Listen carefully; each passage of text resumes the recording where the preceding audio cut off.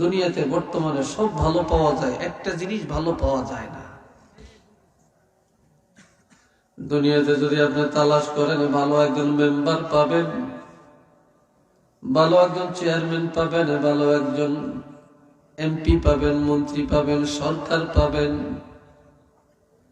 ভালো ডাক্তার পাবেন, ইঞ্জিনিয়ার পাবেন, ভালো শিক্ষক পাবেন, প্রফেসর পাবেন, ডক্টর পাবেন, ভালো ব্যবসায়ী পাবেন, ভালো নেতা পাবেন, মেয়ে বিয়ে দিবেন, ভালো পাত্র পাবেন, ছেলে বিয়ে করাবেন, ভালো পাত্রী পাবেন, ভালো শিক্ষিত পাবেন, বাজারে যাবেন, ভালো সদাই পাবেন। কিন্তু দুনিয়াতে সব ভালো পাওয়া যাবে, কিন্তু তালাশ করলে ভালো মুসলমান পাওয়া কঠিন। কথা ঠিক কিনা? সব ভালো পাওয়া যায়, কিন্তু ভালো একজন ইমানদার, ভালো একজন মুসলমান পাওয়া অনেক কঠিন ব্যাপার। সবাই মুসলমান দাবি করি, মুসলমানই কি জিনিস এটাই তো বোঝার চেষ্টা করি না, বুঝতেও চাই না। আল্লাহ, হাজিরিনে কেরাম, আল্লাহ যে আমাদেরকে কত বড় নিয়ামত দিয়েছেন, সর্বকালের সর্বশ্রেষ্ঠ রাসূলের উম্মত বানাইছেন। আমরা কি আল্লাহর কাছে চাইছি? চিল্লিয়ে বলেন চাইছি? চাই না। আল্লাহ নবী পাঠাইছে। লাকাদ মান্নাল্লাহু আলাল মুমিনিনা ইয বা'আসা ফীহিম রাসূলা। অবশ্যই আমার আল্লাহ বিশ্ব জগতের মুমিনকে দয়া করেছেন। মুমিনের কাছে আল্লাহর হাবিব রহমাতুল লিল আলামিনকে রাসূল করে পাঠালেন। নবী যখন এসে বলছেন লা ইলাহা ইল্লাল্লাহ ইন্নী রাসূলুল্লাহ, আবু লাহাব আবু জেহেলকে চিফ গেস্ট বানায়া মক্কার কাফিরদের একটা জলসা করছে। জলসার মধ্যে কাফিরদের জিজ্ঞাসা করে, আবু জেহেল মুহাম্মদ যে রাসূল দাবি করে, এই ব্যাপারে তোমার মতামত কি? আবু জেহেল বলে, দেখ, নবীকে রাসূল বলা যাবে না, মুহাম্মদকে রাসূল বলা যাবে না, আমাদের ইজ্জত থাকবে না। আর বললে এতটুকু বলা যায় মুহাম্মদ ইবনে আব্দুল্লাহ, মুহাম্মদ আব্দুল্লাহ ছেলে, এর বাহিরে আর কোনো পরিচয় নাই। একটু নাউজুবিল্লাহ কর না, আরো আস্তে কর। আবু জেহেলকে আব্দুল্লাহ ছেলে, আর কি? আমগো দেশও দেখবেন, আমগো দেশে আছে কিনা জানি না, আমগো চাঁদপুরে দেখছি, বাড়ির কোনো ছেলে যদি আলেম হয়, এই বাড়ির মানুষের হিংসায় কলজা ভাইটা যায়। সে যদি মসজিদে যায়, ইমামতি করলে এর পিছনে একটা দাও করে না, একটা দাও করতে চায় না। কল্যার ফোলা, রহিমের ফোলা, সলিমুল্লার ফোলা, কি এর হেরি। সেদিন দেখছি উলঙ্গ হাটে, এতে কবে আবার হুজুর হইছে। কি কথা ঠিক নেই? আসেনি এরকম আপনাদের দেশে? হ্যাঁ, হিংসা। এ ভাইরা রে আমার, আবু লাহাবকে বলে, আবু লাহাব, মুহাম্মদ তো তোমার ভাতিজা, তুমি কি মনে করো? আবু লাহাব বলে, কি মনে করব, আমাদের বংশের কারো কাছে ইজ্জত নাই, সম্মান নাই, কেউ দেখতে পারে না। কুরাইশ বংশের মানুষই তো দুশ্মন। তা পরিচয় দিলে এতটুকু দেওয়া যায় যে মুহাম্মদ আব্দুল মুত্তালিবের নাতি, যেহেতু দাদা একটু ভালোবাসে, তো এই জন্য বলবো মুহাম্মদ আব্দুল মুত্তালিবের নাতি, এর বাহিরে কোনো পরিচয় নাই। হযরত আবু বকর সিদ্দিক রাদিয়াল্লাহু পাশে দাঁড়িয়ে রইছে, দেওয়ালের পাশে দাঁড়িয়ে দাঁড়িয়ে শুনতেছে। আবু জেহেল বলে আব্দুল্লাহ ছেলে, আবু লাহাব বলে আব্দুল মুত্তালিবের নাতি। হযরত আবু বকর সিদ্দিক রাদিয়াল্লাহু দৌড়ায়া স্টেজের মধ্যে দাঁড়াইয়া হাজার হাজার কাফেরের সামনে হাত উঠায়া বলে, সাবধান করে দিলাম, তোমরা মনে করেছ নবীর পরিচয় দেওয়ার মতো বুঝি কেউ নেই। আমি আবু বকর, আমার আব্বার নাম কুহাফা, তবে কিয়ামত পর্যন্ত যত ইমানদার মুসলমান দুনিয়াতে আসবে সকলের পক্ষ থেকে রাসূলের পরিচয় দেওয়ার জন্য আমি একাই যথেষ্ট।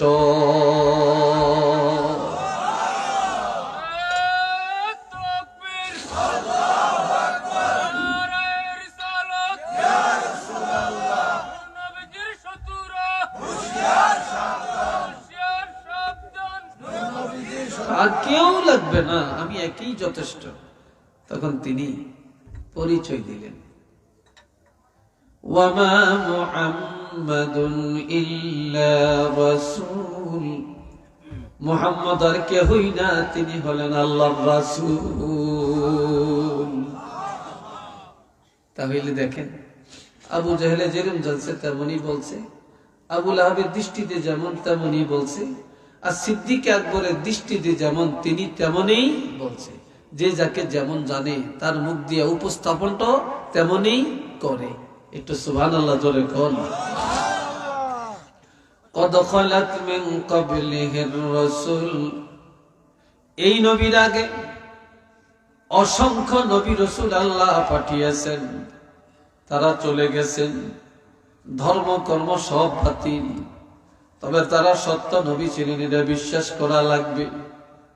মুহাম্মদুর রাসূলুল্লাহ এমন একজন নবী আল্লাহ পাঠালেন, আফা ইম্মাতা, তিনি যদি ইন্তেকাল করেন, আও কুতিলা, অথবা যদি শহীদ হয়ে যায়, ইনকালাবতুম আলা আ'কাবিকুম, তোমরা কি অস্বীকার করবে নাকি, মুখ ফিরিয়ে দিবে নাকি? না না, এই নবী ইন্তেকাল হয়ে গেলেও, শহীদ হয়ে গেলেও আর কোন নবী পাঠাবে না, আর কোন কোরআন আসবে না, আর কোন ইসলাম আসবে না, এই নবীকেই কিয়ামত পর্যন্ত মানিয়ে নেওয়া লাগবে।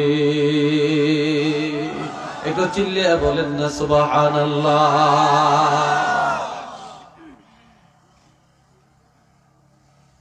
আল্লাহ আল্লাহর হাবিব একদিন সাহাবীদের কাছে বললেন যে বেহেশত কয়টা?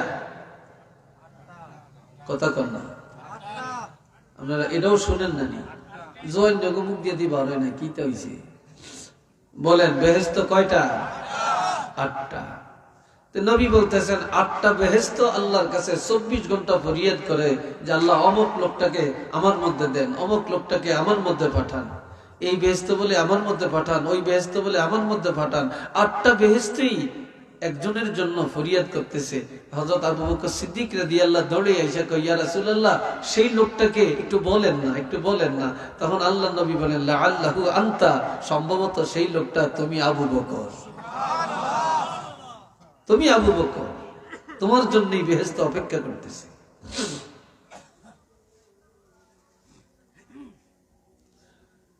কেউ মানে কেউ মানে না। বাংলাদেশে এখন একটা দল উজাইছে, বড় বড় আলেম বেলে, এরা শায়েক লেখে। এখন কার নামে কি বসাবে, দিশাহারা মানুষ। আল্লামা কাকে বলে, আল্লামা কোন সিগা, এটার অর্থটা কি এটা বলতে পারবে না, কিন্তু পোস্টারের মধ্যে আল্লামা লিখে রাখে। কথা ঠিক কিনা?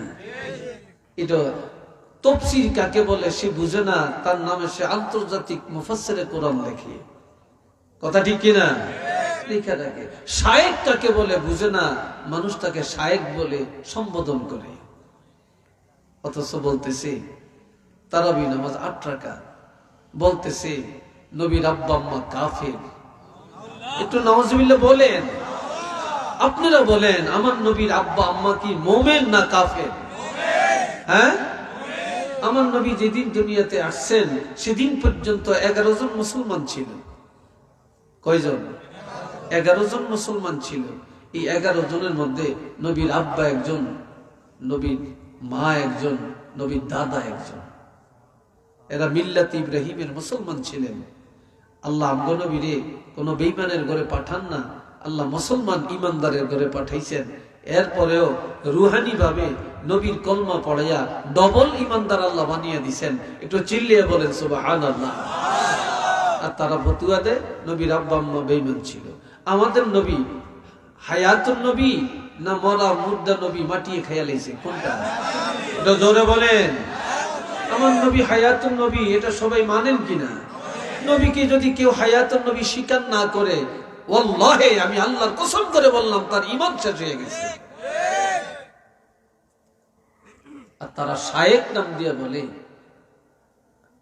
ইন্নাকা মাইয়াতুন ইন্নাহুম মাইয়াতুন, আপনারও মরণ হইছে, বেকের মরণ হইছে, আপনার মরণশীল, মরিয়া গেছে। নবী আবার কিসের হায়াতুন নবী? নাউজুবিল্লাহ বলেন। অথচ এরা শায়েখ, এগুলো শায়েখ কয়। এরা আবার কথায় কথায় কয় সহি হাদিস, সহি হাদিস। যেদিন মৌজু হাদিস এটারে কয় সহি, আর যেদিন সহি হেটারে কয় মৌজু, গায়রে সহি, দুর্বল হাদিস। এরপরে মাযহাব মানে না। তো এইভাবে ভাই কত যে ফিতনা চলছে, কেউ মানে কেউ মানে না। অথচ আমার আল্লাহ বলেন আল্লাযীনা কাযযাবু বিআয়াতিনা,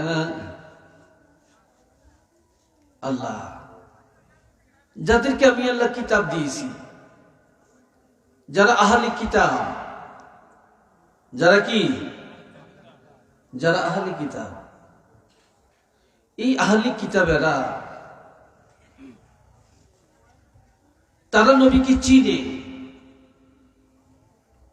ইয়ারিফুনাহু, তারা নবীকে ভালো করে চিনে, জানে। কিভাবে চিনে? কামা ইয়ারিফুনা আবনাআহুম, যেমনি ভাবে তারা তাদের সন্তানকে চিনে। আল্লাযীনা বিআয়াতিনা, আমার প্রথম সরি ভুল হইছে, যারা আমার আয়াতকে অস্বীকার করে। কি করে? অস্বীকার করে। আর তারা নবীকে চিনে, কিন্তু কিভাবে? সন্তানকে যেভাবে চিনে, এরপরও তারা লা ইয়াকতুমুনাল হক, সত্যটা গোপন করে রাখে, সত্যটা মানতে চায় না, প্রকাশ করতে চায় না। ওয়া হুম ইয়ালামুন, অথচ তারা জানে, বুঝে, নবীকে চিনে, চিন্না বুঝা যায় না, আমার নবীর বাস্তবতাকে মানুষের কাছে প্রকাশ করতে চায় না। এরকম মানুষ কি আইজো নাই? চিল্লিয়ে বলেন আইজো নাই? আইজো তো দুনিয়াতে আছে, আইজো দুনিয়াতে আছে। আমরা মিলাদ পড়ি, আমরা একটু কিয়াম করি, মহব্বতে করি, ভালো লাগে, নবীকে দাঁড়িয়ে সালাম দেই আদবের সাথে, কিছু ফতুয়া দেয়, আমরা বেদাতি। একটু নাউজুবিল্লাহ বলেন। আমরা কি বেদাতি? এটা বলে বেদাত হয়ে গেছে। আমরা নামাজের পরে দোয়া করি, মুনাজাত দেই, আমরা বেদাতি। আযান দেয়, আমরা একটু আল্লাহর কাছে চাই, আমরা বলি বেদাতি। এরা হেগো দাঁত আছে, আমগো দাঁত নাই। এরকম মানুষ আছে কিনা সমাজে বলেন? চিল্লিয়ে বলেন আছে কিনা? অসংখ্য আছে, শেষ নেই। এরপরে আবার আমার ইউটিউবার ভাইরা আবার রাগ করেন না, হেরা হেডিনে ভাইরাল করে বেশি, আপনাকে কথা কই না। এই যেদিন একটু একটু দোষ আছে, একটু খুইট আছে, কথা হিয়ানটা ভাইরাল করিয়া দেয়। জিয়ান দিলে ভালো হইব, হিয়ান কিন্তু ভাইরাল করে না। কথা ঠিক কিনা? হিয়ান ভাইরাল করে না। এ বাবা জিরারে আমার, নবীকে যারা চেনে না তারা এখনো অজ্ঞ। আহলে কিতাবেরা তারা আমার নবীকে চিনে, জানে, বুঝে, তারপরেও তারা মানতে চায় না, স্বীকার করতে চায় না, প্রকাশ করতে চায় না। এরপর আল্লাহ কি কয়? ওয়াহুম ইয়ালামুন,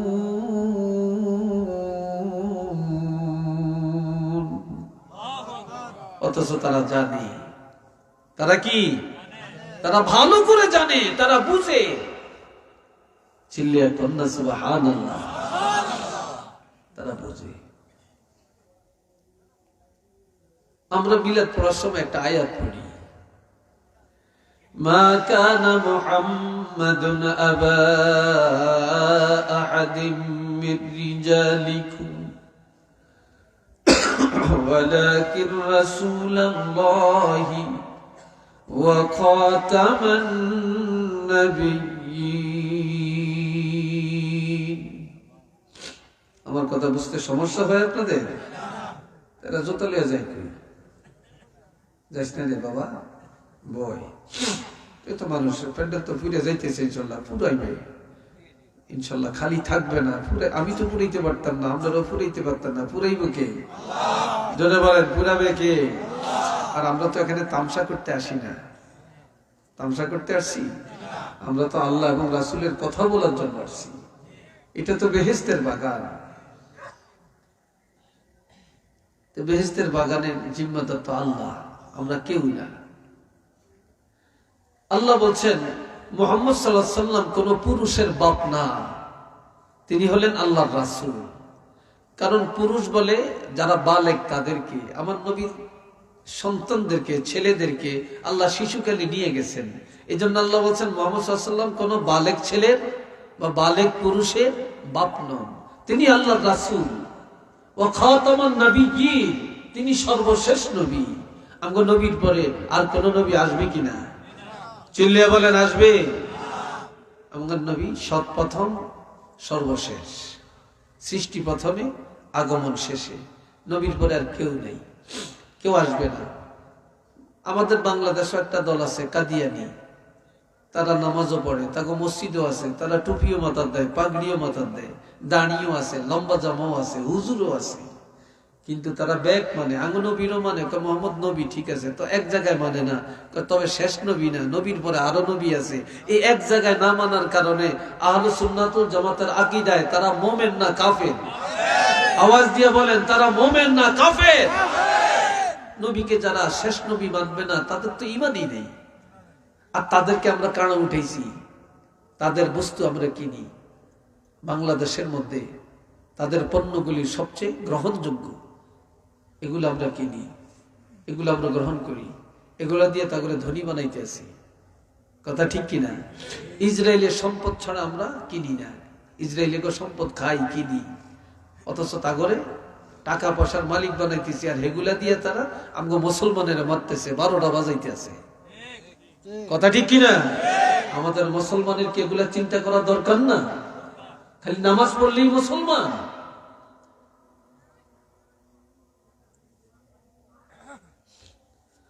প্রিয় হাজিরিন, আসেন আরো আল্লাহ বলছেন ইন্না আরসালনাকা শাহিদান ওয়া মুবাশশিরান ওয়া নাযীরা ওয়া দাঈয়ান ইলাল্লাহি বিইজনিহি ওয়া সিরাজাম মুনীরা।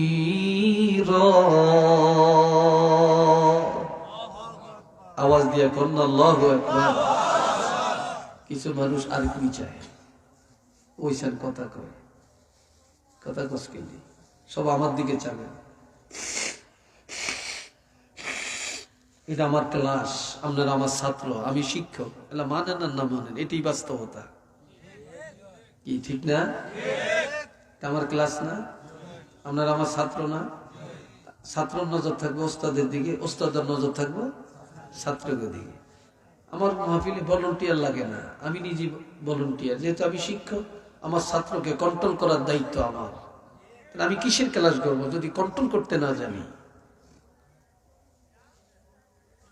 আল্লাহ, আমার আল্লাহ বলেন, হাবিব আমি আল্লাহ আপনাকে পাঠালাম সাক্ষ্যদাতা করে। সমস্ত নবীরা তাওহীদ, রিসালাত, আখিরাত প্রচার করছেন। এই কথার সাক্ষী কিয়ামতের ময়দানে আল্লাহ কার থেকে নিবেন? জোরে বলেন না, কার থেকে নিবেন? তো সাক্ষী কে দেয়? যে দেখে, যে জানে, তিনি সাক্ষী। তাহলে নবীরা যে প্রচার করছেন, আমগো নবী তো তখন সশরীরী ছিলেন না, তারপরও নবী দেখছেন, নবী জানছেন, যার জন্য আল্লাহ নবীকে সাক্ষী বানাইছেন। এটা সুবহানাল্লাহ বলেন। এই ছাড়া আমার নবী কি এটা কি গ্রাম? কামারকান্দি। এই কামারকান্দি গ্রামের কোন মানুষের কাছে আইসা আমার নবী কি দেখা দেওয়ার এই যোগ্যতা কি আল্লাহ নবীকে দেন না? জোরে বলেন, দেন না? এমন মানুষও পৃথিবীতে আছে যারা মুহূর্তে মুহূর্তে নবীকে দেখতে পাইতেছে। ঠিক না? সুফি ফতে আলী ওয়াইসি রহমতুল্লাহ আলাইহি এত বড় দরজার আল্লাহর ওলি, তিনি কোনোদিন কোনো বড় টাইটেল পাস করেন না, দাওরা পাস করেন না, তিনি বড় মুফাসসির না, কিন্তু তিনি ওলির দরজায় তিনি সর্বোচ্চ মাকাম অর্জন করেছেন। আল্লাহ যদি কাউকে ওলি বানান, একটা রিকশাওয়ালাকেও বানাইতে পারেন। কি ভাই পারেন কিনা বলেন? আল্লাহ যদি কাউকে ওলি বানান, একটা খেটে খাওয়া মানুষকে বানাইতে পারেন। আর আল্লাহ যদি কাউকে জাহেল বানায়, একজন বড় আলেমকেও জাহেল বানাইতে পারে, বড় জ্ঞানীকেও জাহেল বানাইতে পারে।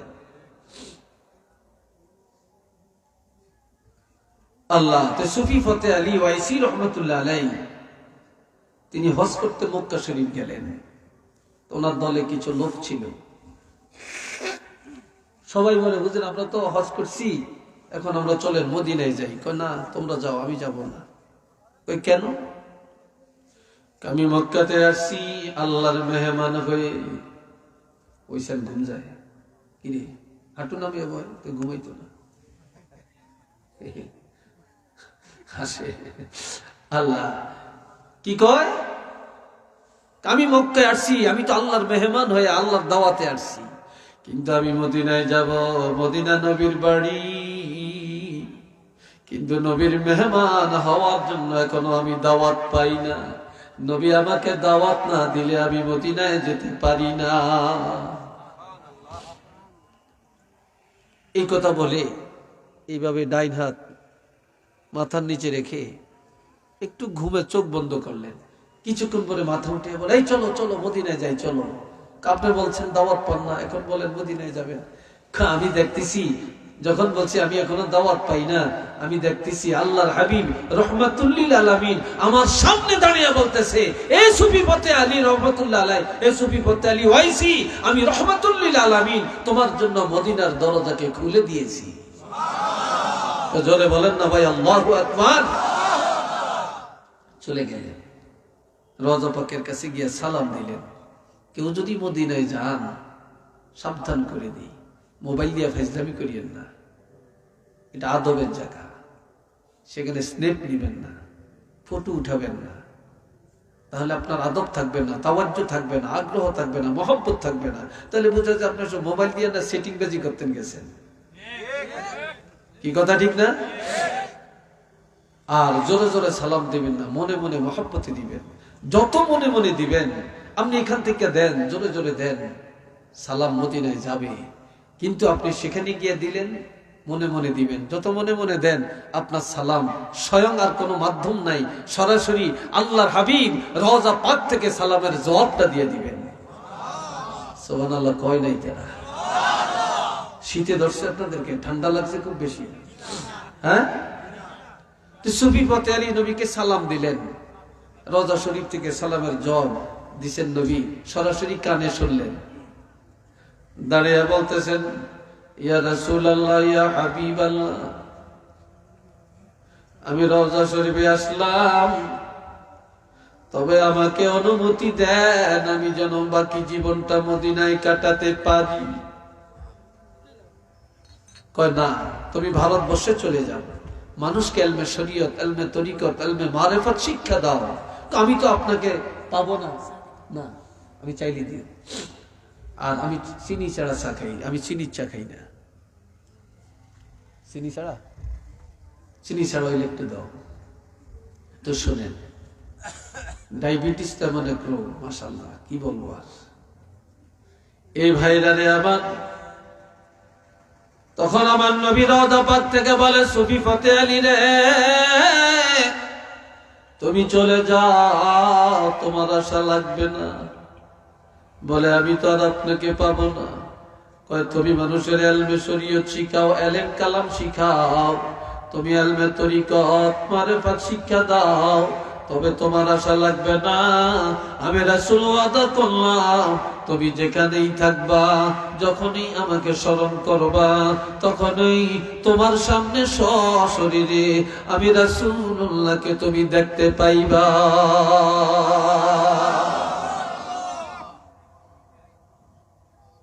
তুমি দেখতে পাইবা।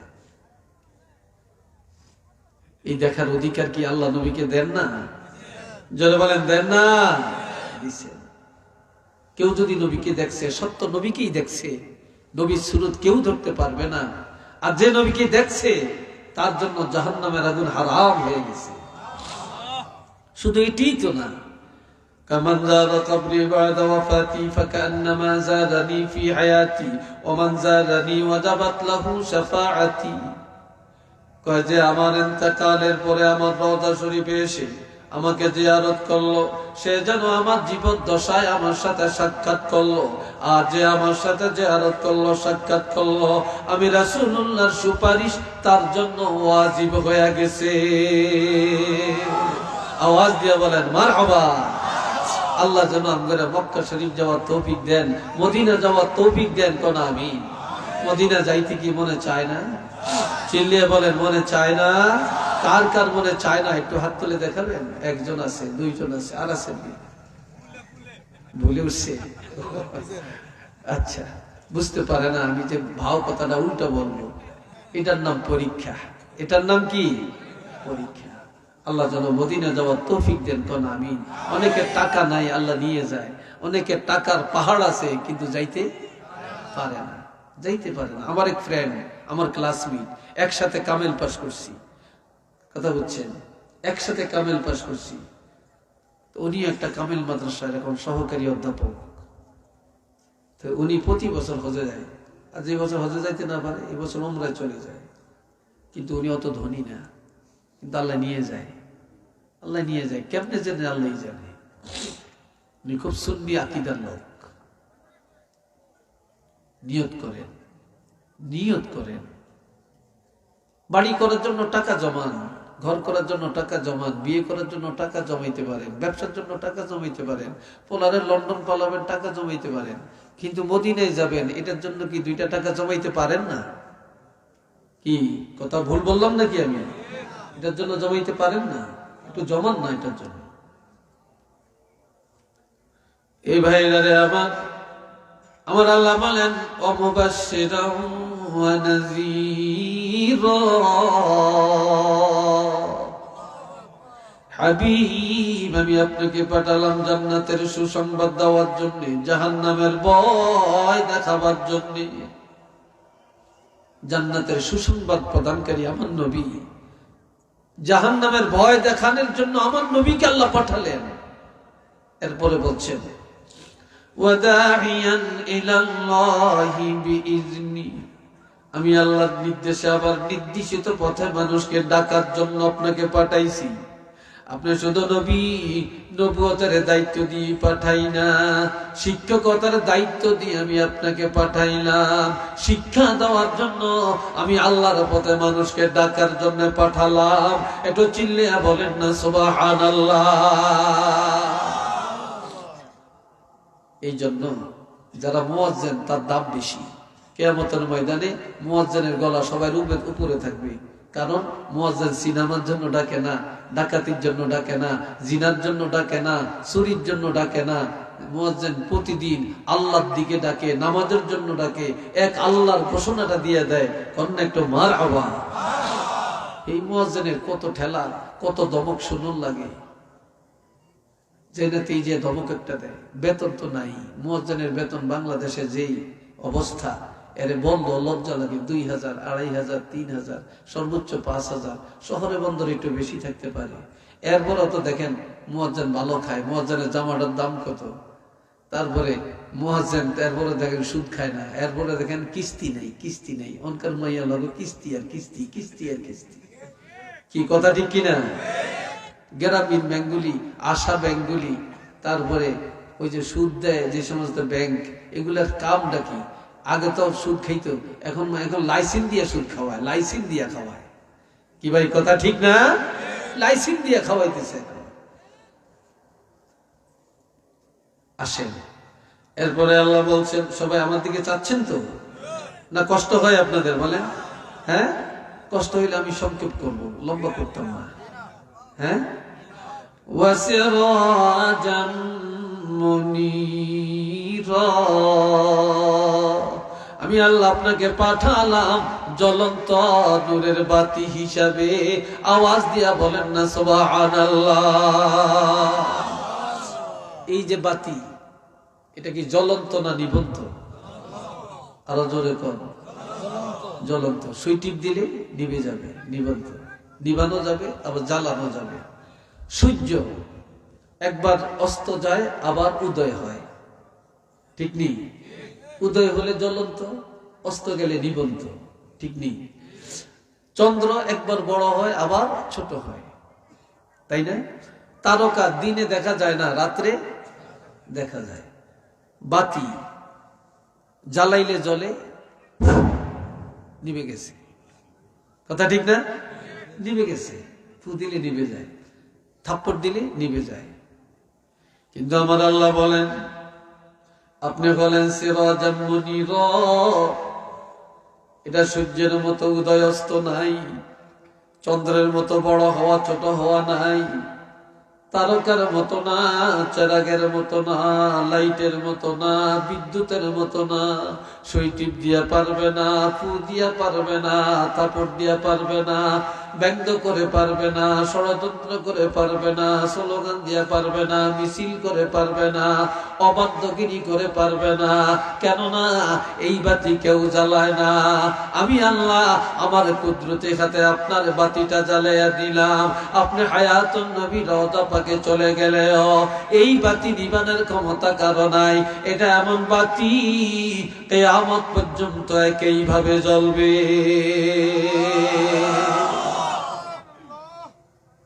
বাতি আমি জ্বালাইছি, কিয়ামত পর্যন্ত এই বাতি একইভাবে জ্বলবে। এটার নাম সিরাজাম মুনীরা। চিল্লিয়ে বলেন মারহাবা। সেই নবীর প্রেমে ভালোবাসা দিয়ে, মোহাব্বত দিয়ে আসেন আমরা সবাই একটু দুরূদ শরীফ পাঠ করি।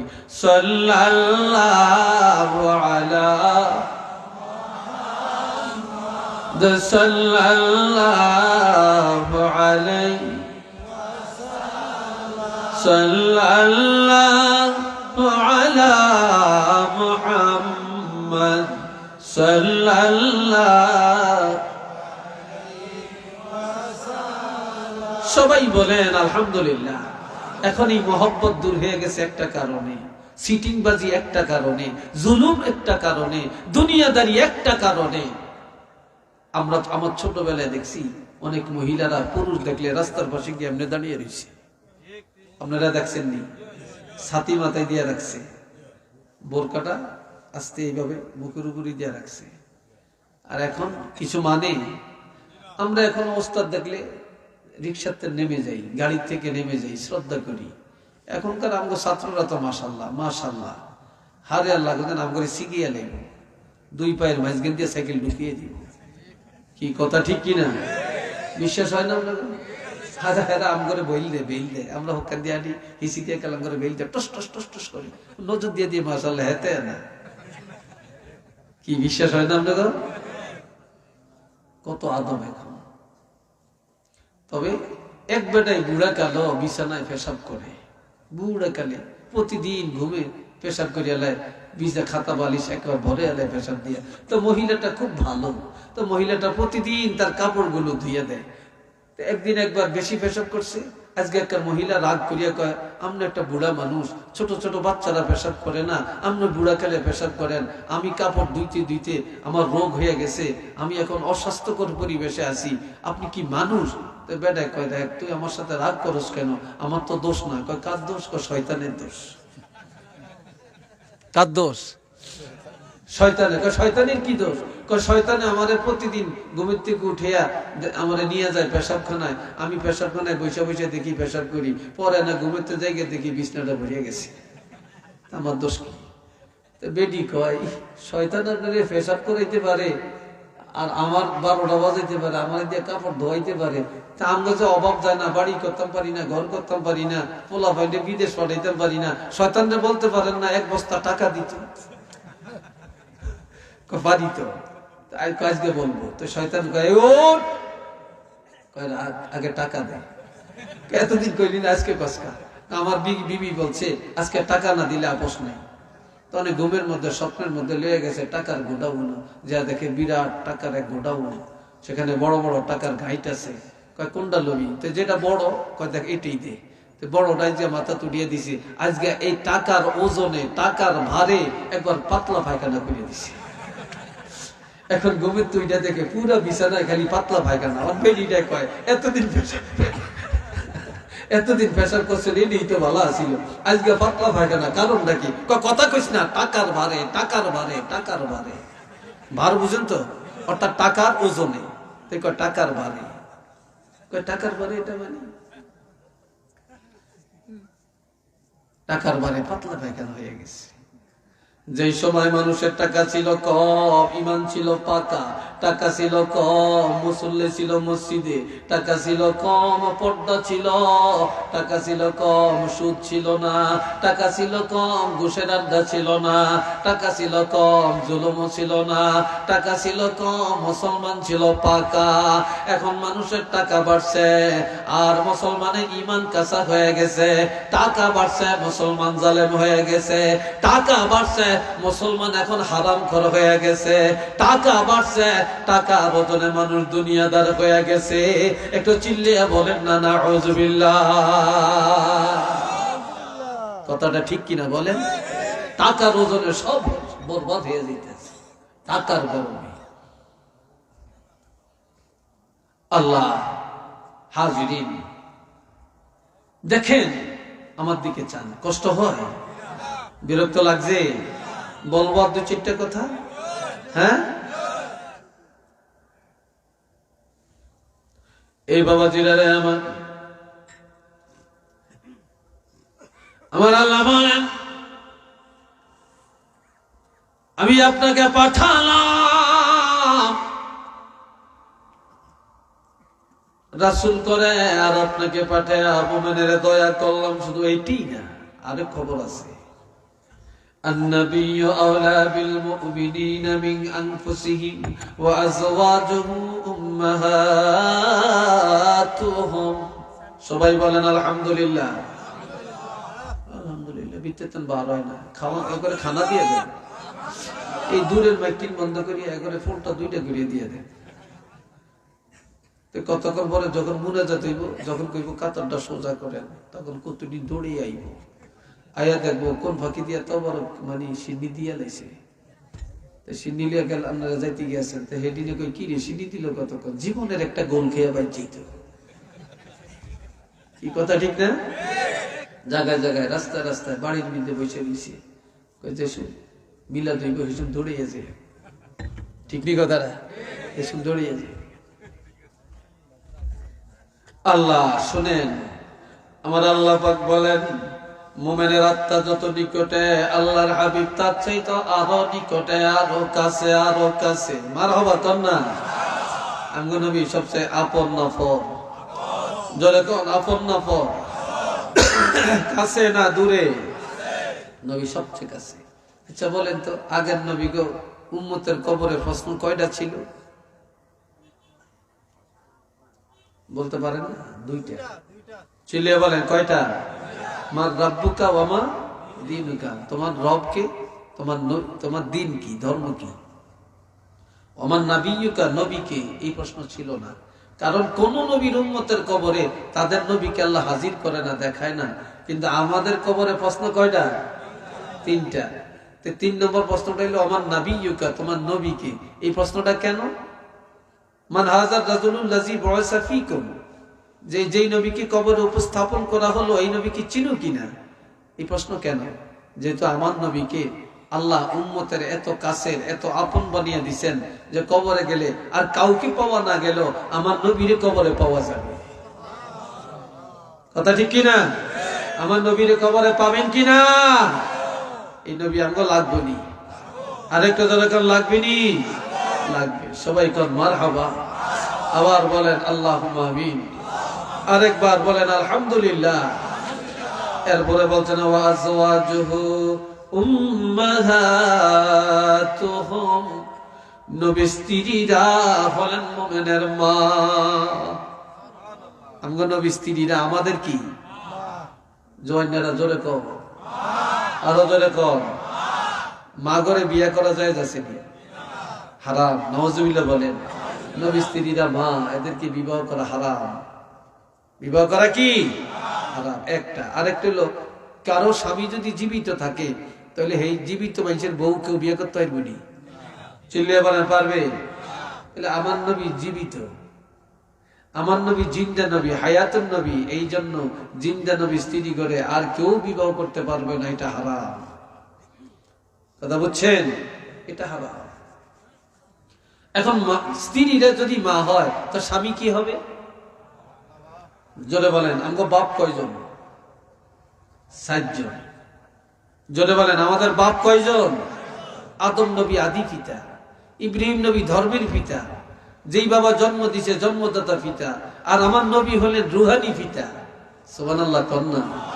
আমরা নবীর রুহানি উম্মত এবং রুহানি সন্তান। নবী ছেলে করে আল্লাহ নিয়ে গেছেন, নবী কান্দেন। আল্লাহ কয় ইন্না আ'তাইনাকাল কাউসার। হাবিব আমি আল্লাহ যে নিয়ামত নিয়ে যায় তার চাইতে বড় নিয়ামত দিয়ে দেই। আমি আপনাকে কাউসার নামক নিয়ামত দান করে দিলাম। এটা নিয়ামত উজমা, এর চেয়ে বড় নিয়ামত আর নাই, যেটা কাউকে দেই না আপনাকে দিলাম। নবী কান্দে, আরো কান্দে, আরো কান্দে, আরো কান্দে। বলতেছেন আপনি কাঁদেন কেন? আমি কারে খাওয়াই? নিয়ামত দিলেন, ছেলে তো নিয়ে গেলেন। আমার আল্লাহ বলেন হাবিব আমি না বলেছি যে নিয়ামত আমি আল্লাহ নিয়ে যাই, তার চাইতে বড় নিয়ামত দিয়ে দেই। আপনার ছেলে ঘরে নিয়ে গেলাম, আমি আল্লাহ কাউসারের মালিক বানাইয়া দিলাম। কারে খাওয়াবেন? এই জন্য আমি আল্লাহ আপনার উম্মত গুলাকে সন্তান বানাইয়া দিলাম। কিয়ামতের ময়দানে আপনার রুহানি সন্তান উম্মতদেরকে আপনার হাতে ধরে হাউজে কাউসার পান করায়া আপনার মনের চাহিদাটা মিটাইয়া দিবে। জোরে বলেন আল্লাহু আকবার। আমার নবীর হাত মোবারকে হাউজে কাউসার পান করতে আমরা চাই কিনা? জোরে বলেন চাই কিনা? কারা কারা চান? দুইটা হাত তুলে দেখান, আর হাত দুইটা একটু লাড়া দেন। ফেরেশতারা ক্যামেরাটা করুন। নারে তাকবীর, নারে রিসালাত। আল্লাহ কবুল করেন। উচ্চ আওয়াজে বলেন আমিন। আর একবার বলেন আমিন। আল্লাহ নবী পাঠাইয়া আমরা দয়া করছেন না? জোরে বলেন দয়া করছেন না? আল্লাহ দয়া করছেন। সবাই বলেন আলহামদুলিল্লাহ। আল্লাহ আরো দয়া করছেন। নবী বলছেন قال رسول الله صلى الله عليه وسلم أنا سيد ولد آدم يوم القيامة وأنا أول من ينشق عنه القبر وأنا أول شافع وأنا أول مشفع وفي رواية للترمذي للبخاري اشفع تشفع أو كما قال النبي صلى الله عليه وسلم উচ্চ আওয়াজে সবাই বলেন একবার আলহামদুলিল্লাহ।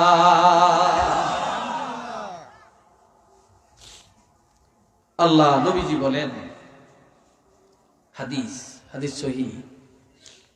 ওইটা কি যাই গিয়া নাকি না হিসাব করতে যায়? হ্যাঁ আচ্ছা, লড়িয়েন না, আরেক দিকে চাইয়েন না, চাইয়েন না। আমার প্রাণের নবী বলেন কিয়ামতের ময়দানে আদম সন্তানের মধ্য হতে আমার হাতে নেতৃত্ব থাকবে, আর কোন নবীর হাতে নয়। আমাকে নেতৃত্ব দেওয়া হবে। সুবহানাল্লাহ বলতেন না? আরো জোরে বলতেন না? নেতৃত্ব কাকে দিবে? নবীকে। আমার নবীজি বলেন সেদিন আমি হব, সেদিন আমার রওজা মোবারকের মাটি দুই দিকে চলে যাবে। সর্বপ্রথম আমার দ্বারা ময়দানে হাসর উদ্বোধন করা হবে। সকলের আগে আগে আমাকে উঠানো হবে। আমার আগে আর কাউকে উঠানো হবে না। নবীজি আরো বলেন ওয়া আনা আউয়ালু শাফিঈন, সেদিন আমি হব প্রথম সুপারিশকারী। ওয়া আনা আউয়ালু মুশাফফাঈন, আমার সুপারিশ সর্বপ্রথম গ্রহণ করা হবে। নবীজি আরো বলেন কিয়ামতের ময়দানে আল্লাহ পাকের রহমতের কোলে আমি রাসূলুল্লাহকে উঠায়া দিবে। আল্লাহ আমারে কোলে লইব। কোলে কোলে কোল বুঝেন তো? বাচ্চারা কানলে কোলে নেয় না, বুকে জড়ায় না। বাচ্চা কানলে চোখের পানি মুছে দেয়, বিস্কিট দেয়, চকলেট দেয়, ঠিক নেই? কিয়ামতের ময়দানে আমার নবী যখন দৌড়াদৌড়ি করবে, কান্নাকাটি করবে, উম্মতের জন্য পেরেশান হয়ে যাবে, তখন আমার আল্লাহর কোলের মধ্যে নবীকে উঠায় বলবে, হাবিব ইশফা তুশাফা, আমি আপনার কোলে উঠালাম, আপনার সুপারিশ করেন, কার জন্য করবেন? আপনার সুপারিশ আমি আল্লাহর দরবারে গ্রহণ করা হবে। আওয়াজ দিয়ে বলেন মারহাবা। নবীর সুপারিশ আমরা চাই কিনা? আমগো নবীর সুপারিশ ছাড়া কেউ নাজাত পাবে? কেউ বেহেশতে যাইতে পারবে? পারবে না। নবীরা অপেক্ষায় থাকবে, নবীরা সব জান্নাতি, তারপরও আমার নবীর সুপারিশের জন্য অপেক্ষা করবে, অপেক্ষা করবে। দুনিয়া সব চিনি, সব বুঝি, সব জানি, নবীকে জানতে চাই না, বুঝতে চাই না, বুঝতে চাই না। মসজিদে নামাজ পড়তে যাই, শুক্রবারে যাই, টুপিটা মাথাত নাই। আমার নবীর টুপিটা কি অপরাধ করছে আপনার কাছে বলেন? আপনি কত দামি জামা গায়ে দিলেন, দামি প্যান্ট ফিরলেন, পায়জামা ফিরলেন, কোট গায়ে দিলেন, জুতা পরলেন, আর 20 টাকা 40 টাকা 100 টাকা দামের একটা টুপি মাথায় দিয়া শুক্রবারে মসজিদে যাইতে পারলেন না, 5 ওয়াক্ত নামাজ পড়তে পারলেন না। আপনার মাথার চুলগুলির দিকে তাকাইলে বোঝা যায় আপনি ইহুদি নাসারার 1 নম্বর হোল্ডার, আপনি ইহুদি নাসারার দালাল। আপনি মুসলমান ফলো করেন না, আপনি আমার নবীর সুন্নাত ফলো করেন না, আপনি ইহুদি নাসারার জিন্দেগি, তাদের চুল, তাদের মাথা, তাদের পোশাককে অনুসরণ করছেন। কি কথা ঠিক না? আমরা কিসের ইমানদার, কিসের মুসলমান, কিসের নবী প্রেমিক? আচ্ছা আরেকটু বলি, এটার নাম কি? আরে উত্তর দিবেন একটু জোরে। টুপি। এটা কবরে যাইবনি। এটার নাম কি? রুমাল। এটা কবরে যাবে। এটার নাম কি? এটা কবরে যাবে। এত মৃত্যুর পরে খুললে না, খুলতে পারতো না, তখন কাটিয়া খুলবো, ঠিক কিনা? খুলবে। পায়জামাটা, মৌজা, জুতা যাবে, গেঞ্জি যাবে, কোট কিছুই তো যাবে না, তার জাম্পার, মাফলার কিছুই যাবে না। আচ্ছা বলেন এটা যাবেনি? এটা জোরে বলেন ভাই, এটা যাবে? এটার নাম কি? জোরে বলেন। যাদের নাই লজ্জার কিছু না। বলবেন যে হুজুর মনে লজ্জা দিল না। একটা লোকের হিন্দু বাচ্চাগুলি অনেক সুন্দর দেখা যায়, শ্বশুরকালে ছোটকালে খুব সুন্দর দেখা যায়, চেহারা নাদুস কুদুস। এটি বুড়া হইতে হইতে শয়তানের লানে দেখা যায়, ঠিক কিনা? যত বুড়ো, কারণ ইমানের নূর তো নাই, নবীর সুন্নাত তো তাদের মধ্যে নাই, আকীদা তো নাই, ইমান তো নাই। তাও যেটা দাঁড়ি, এটা চেহারার খুবই, এটা সৌন্দর্য, এটা নবীর আদর্শ, এটা নবীর সুন্নত। আর এই সুন্নতটা কবরে নিয়ে যে যাবে, এই উসিলায় আল্লাহ তাকে ক্ষমা করে দিবেন। এই উসিলায় আল্লাহ তাকে কি করবেন? আল্লাহ তাকে উসিলায় ক্ষমা করবেন। আল্লাহ কি পারেন না? জোরে বলেন আল্লাহ কি পারেন না? এই জন্য আল্লাহ বলছেন, ইয়া আইয়ুহাল্লাযীনা আমানুত্তাকুল্লাহ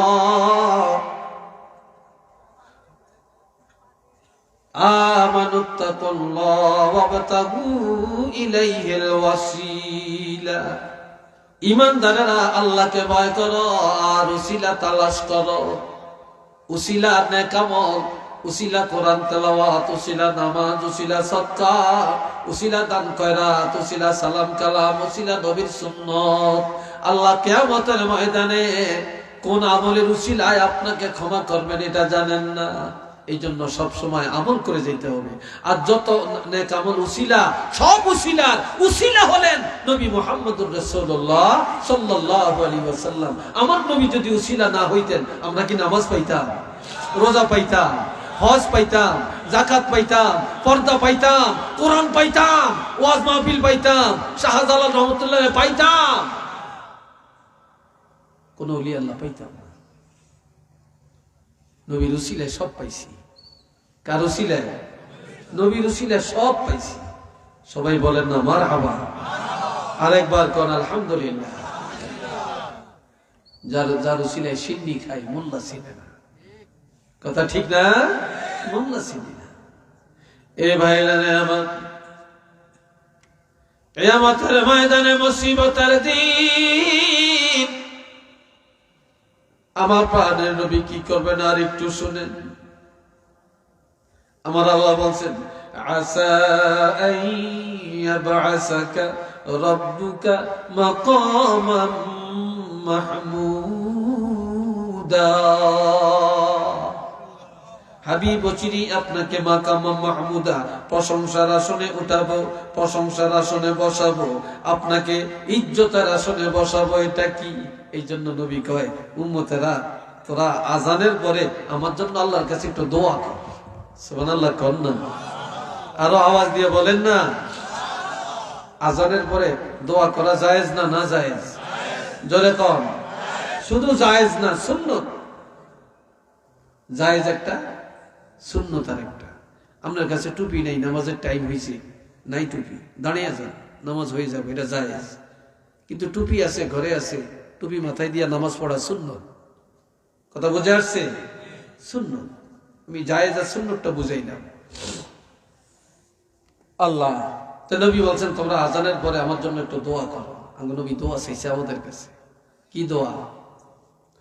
আতি মুহাম্মাদান আল্লাহুম্মা রাব্বা হাজি, আমরা তো পড়ি, এই সাথে বলবা এই দোয়ার মধ্যে আতি মুহাম্মাদানিল ওয়াসিলাতা ওয়াল ফাদিলা, আল্লাহ নবীকে আমাদের উসিলা দান করেন, জান্নাতের উচ্চ মর্যাদা দান করেন। ওয়াবাআসহু মাকামান মাহমুদানিল্লাযী ওয়া'আদতা, আপনি ওয়াদা করেছেন আমাদের নবীকে মাকামান মাহমুদা প্রশংসার আসন দিবেন। আল্লাহ তাড়াতাড়ি করে আপনার ওয়াদাটা পূরণ করেন, আপনার ওয়াদাটা পূরণ করেন। উম্মতরা রে, যারা আমি রাসূলের জন্য আজানের পরে আল্লাহর দরবারে দোয়াটা করবা, আমি রাসূল ঘোষণা দিলাম হাল্লাত লাহু শাফাআতি, আমি রাসূলুল্লাহর সুপারিশ তার জন্য ওয়াজিব। নবীর সুপারিশ লাগবে নি? চাননি? জোরে বলেন চান। কারা কারা চান না একটু হাত তোলেন। নবীর সুপারিশ চান, সবাই চান। জোরে বলেন সবাই চান। তাইলে আজানের দোয়ার মধ্যে ফতুয়া কেন? আজানের দোয়ার মধ্যে আমরা বলি ওয়ারযুকনা শাফাআতাহু ইয়াউমাল কিয়ামা, যে আল্লাহ নবীর শাফাত কিয়ামতের ময়দানে নবীর সুপারিশ আমাদের নসিব করেন। আমরা নবীর সুপারিশ চাইলাম, তাহলে একদল শায়েখ নামক আলেম, একদল হিংসুক আলেম, একদল দালালি আলেম, তারা কেন বলেন এরা বেদাতি? কেন বলবে? তাহলে এরা নবীকে ভালোবাসেন না, এদের নবীর সুপারিশ লাগবে না, আমাদের নবীর সুপারিশ লাগবে। আমরা আজানের মুনাজাতে নবীর সুপারিশ কামনা করেই যাব। কি বলেন আপনারা? রাজি আছেন? রাজি আছেন? একটু দুইটা হাত তুলে দেখান, আল্লাহ দেখো। সবাই বলেন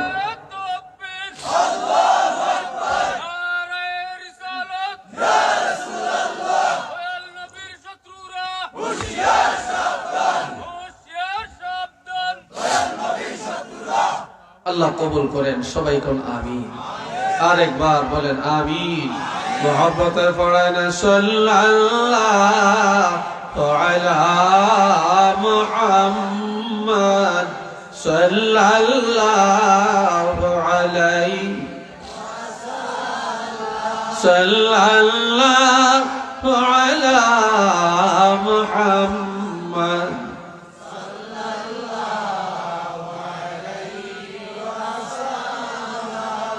সবাই উচ্চ আওয়াজে বলেন আলহামদুলিল্লাহ। আরেকটু জোরে বলেন আলহামদুলিল্লাহ।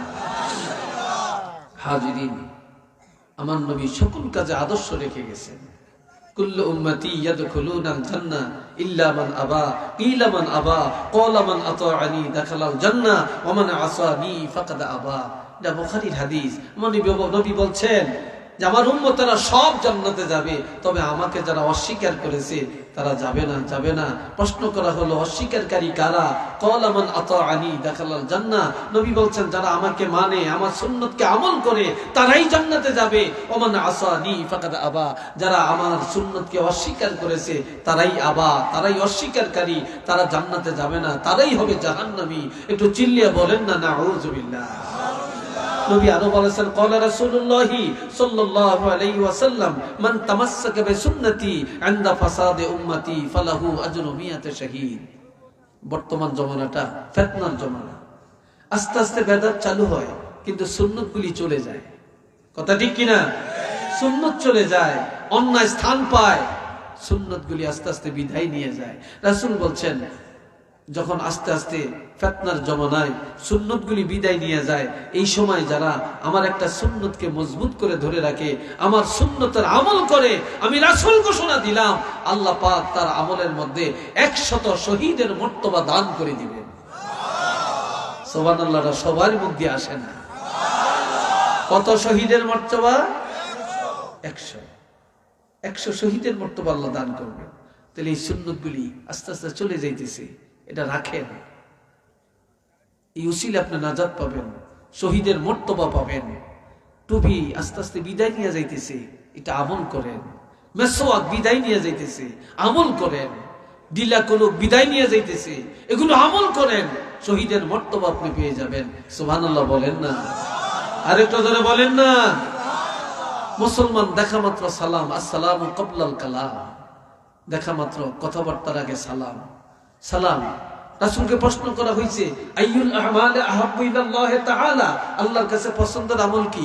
ক্বালা তুতআমুত তাআম ওয়া আফশুস সালাম, মেহমানদারি করা, মানুষকে খানা খাওয়ায়া দেওয়া আর সালামের লেনদেন করা। আর এক মুসলমানের প্রতি আরেক মুসলমানের 6টা দায়িত্ব, তার মধ্যে 1 নম্বর হলো ওয়া ইউসাল্লিমু আলাইহি ইজা লাকিয়াহু, যখনই সাক্ষাৎ হবে প্রথমে সালামটা দিয়ে দিবে। এটা বলেন না সুবহানাল্লাহ।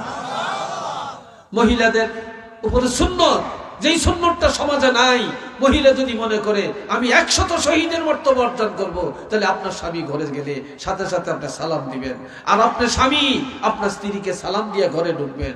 আর স্ত্রী ঘরের দরজায় গিয়ে স্বামী যখন দরজা টোকা দিবে, মহিলা ঘরের দরজা খুলে স্বামীর দিকে নজর দিয়া প্রথমে কেমন আছো এটা না, প্রথমে বলবে আসসালামু আলাইকুম।